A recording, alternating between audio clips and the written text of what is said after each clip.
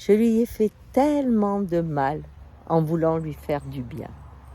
Eh oui, quand on a un enfant timide, poète, hypersensible, et que l'on pense que le monde appartient à ceux qui sont puissants, forts et des fois violents, qu'un véritable homme, c'est celui qui peut aller à la guerre, donc qui est complètement fermé, un enfant qui a cette sensibilité, cette poésie dans le cœur, fait peur à la mère.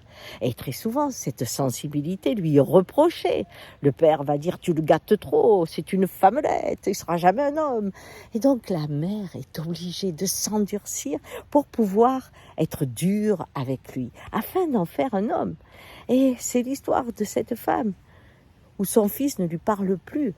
À 23 ans, il lui a dit « c'est fini, je ne saurai jamais ce que tu veux, je suis comme je suis.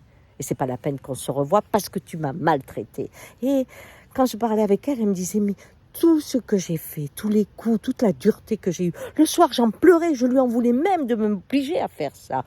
Mais je voulais tellement qu'il soit à la hauteur de ce monde, qu'il s'en sorte, qu'il soit un véritable homme pour qu'il ait un avenir, un futur. » À l'époque, la phrase que j'ai trouvée à lui dire était celle de ma grand-mère. Vous savez, quand on rentre dans la vie avec un marteau, on trouve des clous. Avec une guitare, des chansons. Vous y voyez un combat dont vous avez essayé de former un guerrier, sans regarder que vous aviez un poète. Un poète, il fait la guerre autrement.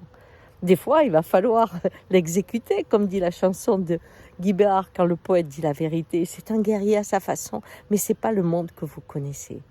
Alors, le bien, souvent, entraîne beaucoup de mal. Et c'est la réflexion que je vous propose aujourd'hui.